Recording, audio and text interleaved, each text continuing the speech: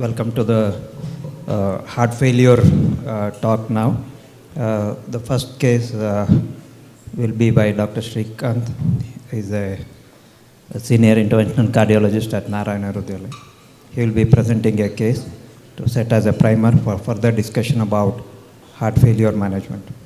So whenever, as I think by the time they set the slides, any patient who comes with heart failure who has symptoms or signs of heart failure, the first thing you should do is get a 2D echo done. First, see the ejection fraction, whether the ejection fraction is less than 40% or more than 50%. If it is less than 40%, label it as heart failure with reduced ejection fraction. More than 50%, it is heart failure with preserved ejection fraction. And in between, it's a mid-range ejection fraction. The management of heart failure with reduced ejection fraction.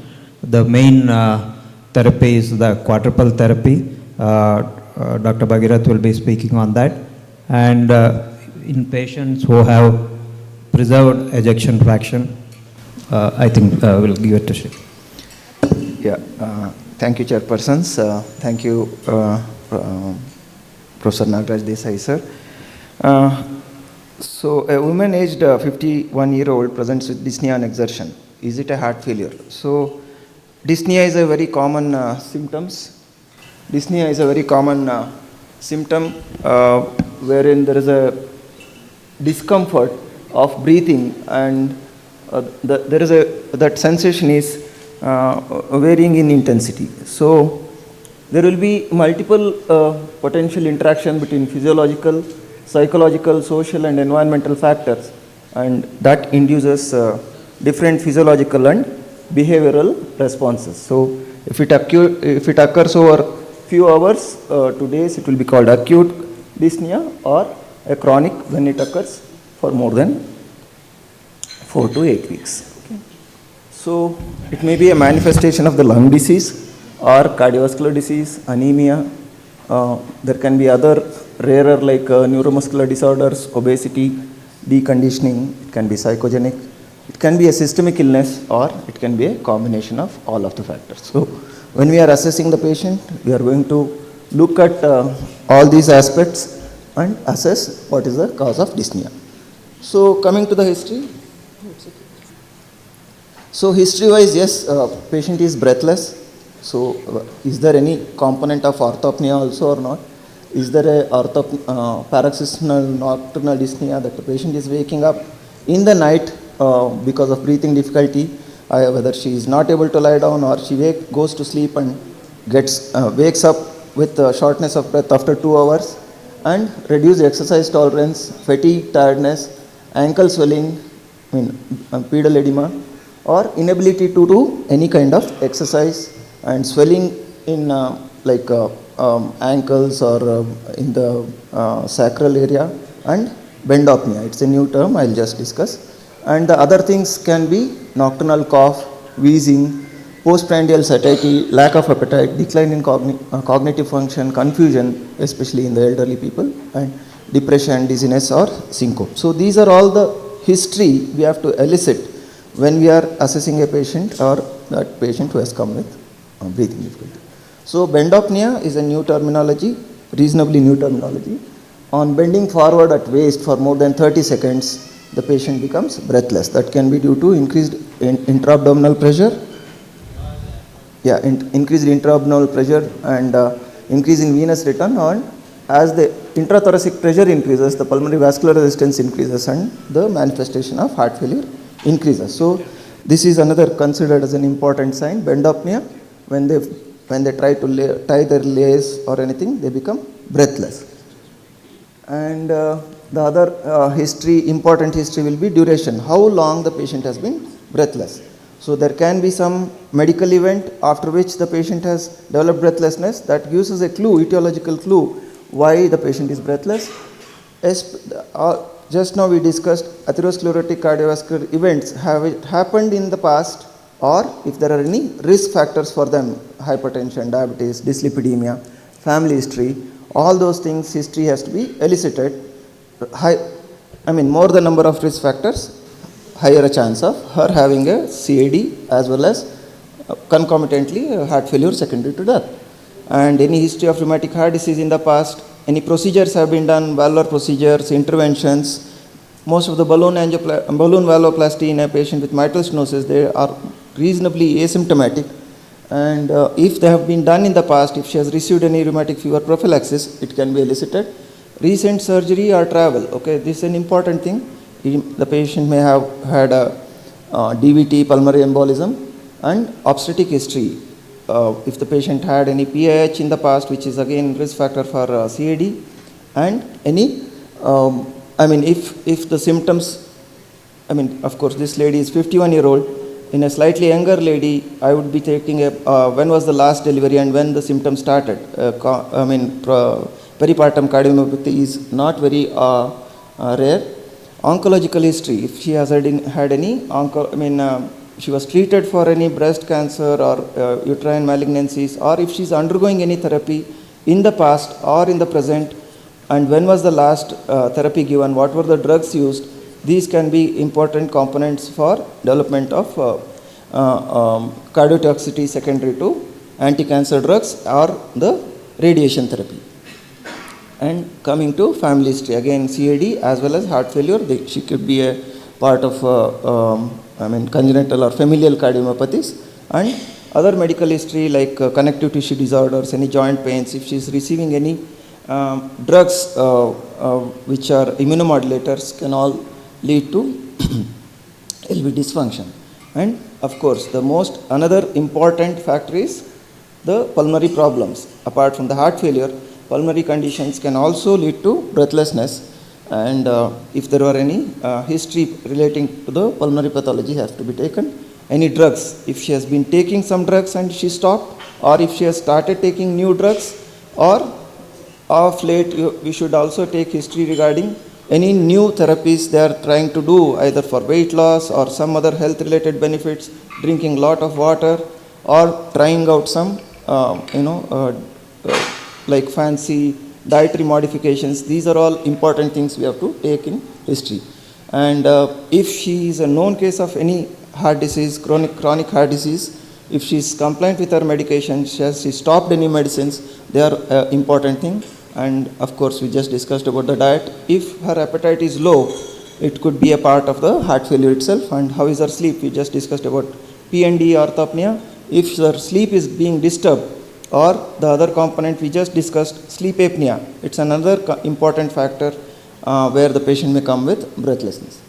So coming to so this is the overall history we will take, and what are the clues which gives us, these clues give us indication like what should be our next set of tests and how should we be examining. Vitals are very important. Either tachycardia is usually expected in a patient with heart failure, and if there are any bradycardia, ectopics or atrial fibrillation, that gives us a clue. Peripheral pulses, we just discussed now. It's very important to see all the pulses. The patient may be a case of coarctation manifesting in a later stage of her life, or if there can be dissection or tachysus, which may be manifesting as heart failure. So BP, at least once we should have documented in all four limbs, preferably in all four limbs. And JVP, again important aspect. The JVP is elevated, we are looking at a more sicker patient. And if the JVP is normal, you can always do abdominal hepatojugular reflex. If the JVP continues to remain high, or there is a sudden drop or rapid drop, it's important to know that the patient is having heart failure. Respiratory rate, if the patient is very tachypneic, and when you are observing she is tachypneic, and when you are not observing she is not tachypneic, so a psychogenic component of breathlessness can always be assessed. Patient is cold, fever, again that could be a reason. And then if she is having cold clammy peripheries, that means we are dealing with a more sicker patient, or we should be more active in sending her to the right place. Saturations.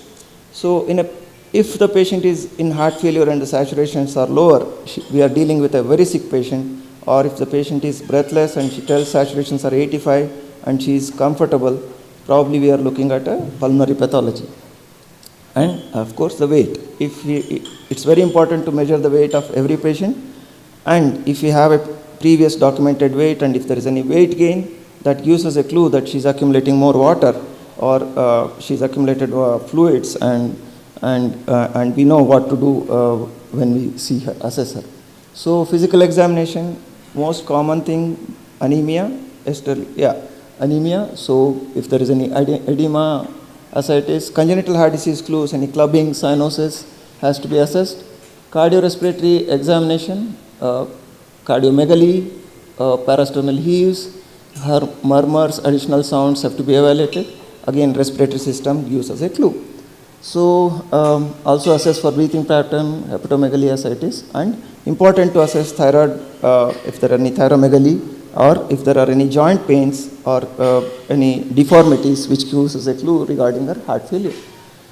So important signs of heart failure: elevated JVP, third heart sound, summation gallop with third heart sounds, cardiomegaly, apical impulse, hepatojugular reflex, chain stroke respiration.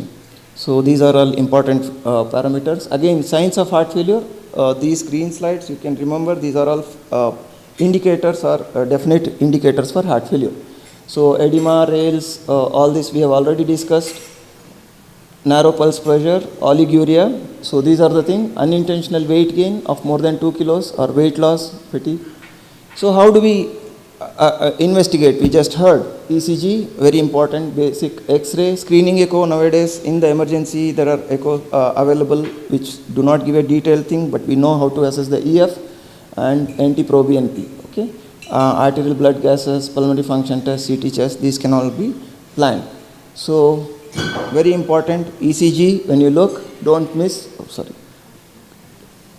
don't miss for any myocardial infarction. ST elevation MI, inferior wall MI, okay, complete heart block, yeah, so look for the complete heart block finds, left bundle branch with complete heart block, left bundle branch block, tachyarrhythmias, VT, hyperkalemia. So these are the things, common things which we have to see in a ECG when we do the analysis. A classical X-ray, it's very important to have an X-ray. I'll just show you one more case. This is a cardiomegaly is there, congestion, increased venous as well as pulmonary arterial congestion. And if the patient has had a ICD or a device for his heart failure, it gives us a clue when we are looking for the first time. Pneumothorax, emphysema, pneumonias, again pneumonias, so pleural effusions and interstitial lung diseases. So this was a case of my own case last week, mitral stenosis. We had done a balloon mitral valvotomy, has visited all the pulmonologists. He's having breathlessness, and everybody told, go back to the lung cardiologist. And then we found a large bulla which we could diagnose on the CT, a large bulla on the right side. So this is another case who had a PND, very dramatic. Patient came with, he could not sleep or lie down flat. He was calling his relatives to sleep, and he was done a detailed evaluation. CT calcium score was some 1000, so he was asked for an angiogram. He came for a second opinion. Simple X-ray shows eventration of diaphragm with elevation of diaphragm on the left side, and he had a paralysis of diaphragm as well, and he's undergoing treatment for the same. The next important thing, as we just discussed, echocardiography, very, very important. It will show us the ejection fraction and various other things, mitral regurgitation, diastolic filling pressures, how are they, LV thickness, volumes, all these are very important. Echo is the primary thing. Without echocardiography, it's very difficult to diagnose somebody having heart failure or not. And of course, we just saw ejection fraction, size, PA pressure, LV filling pressures, regurgitations. So additional imaging in the form of stress echo can give us more clue.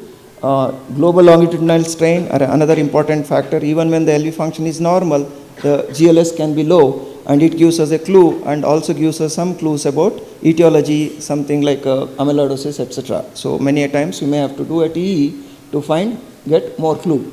So how do we diagnose? On the basis of ejection fraction. EF less than 40, heart failure with reduced ejection fraction. 41 to 49, either mid-range EF or somebody who has improved EF if the LV function documented was less. If the ejection fraction is more than 50, it is a heart failure with preserved ejection fraction. This is how we classify heart failure based on the ejection fraction. So ultrasound of the lung, another important vital thing in the emergency department. So this is how the first frame shows how the normal ultrasound looks. In a setting of pulmonary edema, you can see the comet tails. Usually our emergency physicians do it, and it gives us a clue whether we are dealing with pneumonia, pleural effusion, or a heart failure. So the next thing is NT-proBNP. Yeah. So that gives us, these are the various, the other side. NT-proBNP more than 300 is considered as a heart failure, more than 125 in an ambulatory patient. In a patient receiving ARNIs, always do NT-proBNP. So nowadays, most of the labs are limiting to NT-proBNP. In a patient receiving sacubitril valsartan, their NT-proBNPs will be the correct ones. BNP will be elevated even in the absence of heart failure. So these are the other, the slides have shown which are the other reasons why the heart NT-proBNP can be elevated. So many other illnesses where the NT-proBNP can be elevated, multiple systemic diseases. In obesity and increased BMI and pericardial disease, the NT-proBNP, even though the patient may have heart failure, it may be falsely low. So this thing we have to keep in mind. So the other more advanced ones are cardiopulmonary exercise testing, where we don't know, and cardiac MRI, nuclear scans can also be done, CT angiogram, right heart cath. So all this while, I would like to go to the last thing, where it's a universal definition of heart failure, which was published in 21. So we need to know that the patient has signs and symptoms of heart failure are present in the patient, and there is some structural abnormality in the heart in the form of reduction in the ejection fraction, or there is enlargement or stiffness or increased thickness of the ventricles, or increased filling pressures, or some other valvular pathology. With these two, and also there is an increase in the NT-proBNP or some other feature. So these are the things, so we already discussed them. So NT-proBNP will be elevated, or we are doing some other pathologies so to find out this thing. When all of them are present, we call a patient as heart failure. So these are the other heart failure kind of things which may not be heart failure. Most importantly, non-cardiac reasons are renal failure, liver failure, morbid obesity, and respiratory failure, which are other causes of heart failure. So heart failure is dyspnea is a complex thing. Dr. Srikanth, but I think in the interest of time, could you just finish it off in the next 20 seconds? Done, sir. Please. So dyspnea is a complex interaction between cardiac, lung, neuromuscular, and brain as well. So whenever a patient manifests with breathlessness, it could be multiple reasons, and a heart failure is confirmed when there is signs and symptoms classical of heart failure with some pathology which can be diagnosed in the form of X-ray or echo, where we know that there is some structural abnormality plus an elevated NT-proBNP or some other congestive symptoms. It could be crepitations, it could be clinical, it could be a X-ray, or it could be a cath, or it could be NT-proBNP. In this, when we have all of them, we call a particular patient as having heart failure. Thank you, sir. Thank you. That was an excellent presentation.